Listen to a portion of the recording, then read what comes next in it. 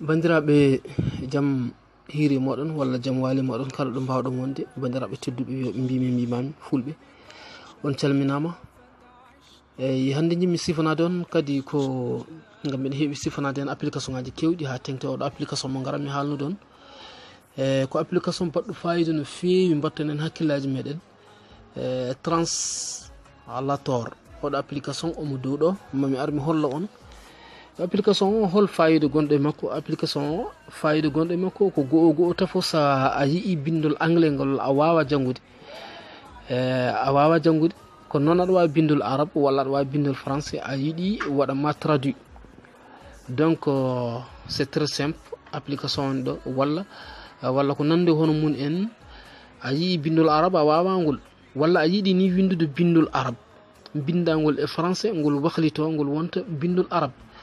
yani a waɗan partager do Facebook walla nelden sehlo goɗɗo walla ko nande hono mun comme partager entre des amis voilà ɗum ɗon foof aɗa wawi wadde go'o tafo application o on moni ko oɗo woni application translator sa yehi to Play Store tan a tawmo toon kono mo less vidéo ɗo so Allah jaaɓi dow Facebook e dow YouTube foof ma on taw lien de téléchargement sa nati application ko ni nder o way e ko idi fouta fo mi natan nder application ɗo ko clavier o beele mbawa windude joni noon ma on ji bangge ñamuɗo on jii ko arabia woni ɗo bangge nanoga ko francia donc francia o ko on woni min mo bindanmi mi firtanemo e arabo so ɗemgal ngal hettiga ɗemgal ngal mbawɗa hutorade ngal nanata ngal kangal hettatoma bangge nano jabutogal ngal kangal ngal wona bangge ñaamo mbaɗen joni masalan bonjour holno neɗɗo windirta bonjour e arabia mi andana joni namdoɗen application bonjour voilà bonjour e arabia firti ko marhaban bonjour marhaban ok momten bonjour o mbaɗen comment ça va comment ça va ok comment ça va kayfa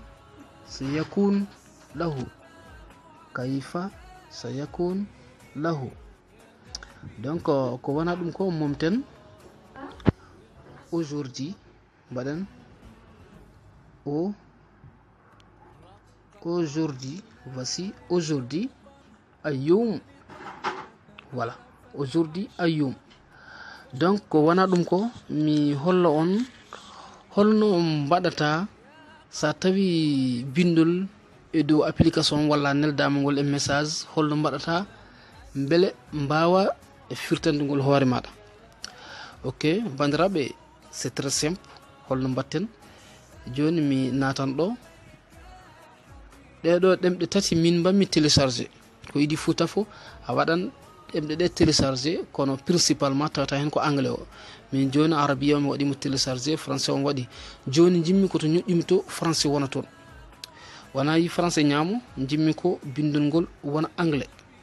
par ce que gaddoyammi ko bindol anglais mi firtane ngol e français joni arabia o en gacci oɗon banggue ok mi nata ɗo miɗo jogui bindol toon to whatsapp mi nata nder whatsapp joni somi udditi bindol ngol nan ɗo windi ko ngol anglais mi tigo bindol anglais ngol ɗo woni copier mi fiya copier o message e copier mi ruttito mi araga application o joni nani mi tigo pour que ko mbammi toon copier ko waɗa ɗo coller en anglais voilà combien d'idées avec vous ɗum ko namnal combien d'identifier avec vous donc idée avec vous combien donc application ko application baɗɗo fayida no fewi ewa ganden tan omo heɓe Play Store ko mere o yoɓetake donc bandiraɓe tedduɓe gueɗe kewɗen e makko kono ko temps o woni mo en mbawata ɓamde so wona ɗum vidéo o juutan ha ɓurta. nden no bandiraɓe tedduɓe on calminama on beltanama. so gari dow YouTube oɗon mbawi wadde like bleu kadi mbaɗon abonné kala vidéo momin mbaɗi ma on ji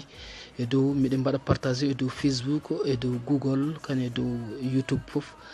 ha e dow e no wiyeteno kadi WhatsApp hoore muɗum. nden noon bandiraɓe tedduɓe wiyoɓe mbimami on beltanama no fewi mbason yejjide wadde clic bleu